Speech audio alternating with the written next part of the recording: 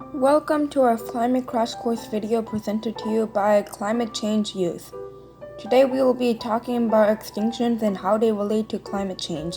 We will go into depth on what extinction means, the different levels of extinction, and some popular examples of extinct species. We decided that we would do a video on this because you might want to take action to save 150 to 200 animals that go extinct every day. 99% of all species that have ever lived are now extinct. But how do species go extinct? Nowadays, there are two main reasons animals and plants go extinct: human causes and natural causes. Humans can cause extinctions when they overharvest, cause pollution, destroy the species' habitat, or introduce an invasive species.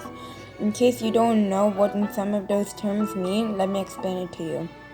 First off, overharvesting is when you take too much of a renewable source to the point where there's no more of that resource. Next, pollution is the process of introducing unnatural contaminants into a natural environment. Thirdly, habitat destruction is the process where a home to a species has changed to a point where it no longer exists.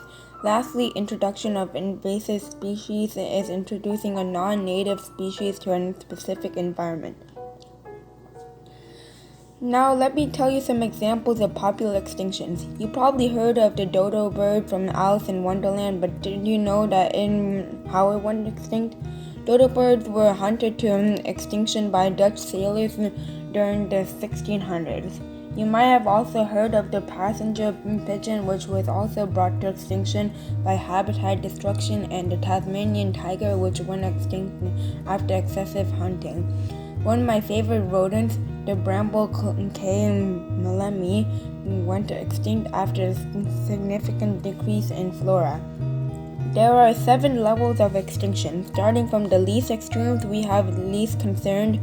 Then there is near threatened, vulnerable, endangered, critically endangered, extinct in the wild, and extinct. Extinct in the wild means that the species is no longer living in their natural environment but instead living in human captivity. You can also look at this chart here to see the more detailed definition of each tier. Lastly, we want to make sure to note an animal with an extinct rank could be still alive in the wild because humans don't know where all the species in the world live. That's it for the Climate Crash Course and Extinct video. Thanks for watching, and I hope this encourages you to take action against the climate crisis. Follow us on Twitter and Instagram at ClimateCYouth or visit our website, climatechangeyouth.wordpress.com.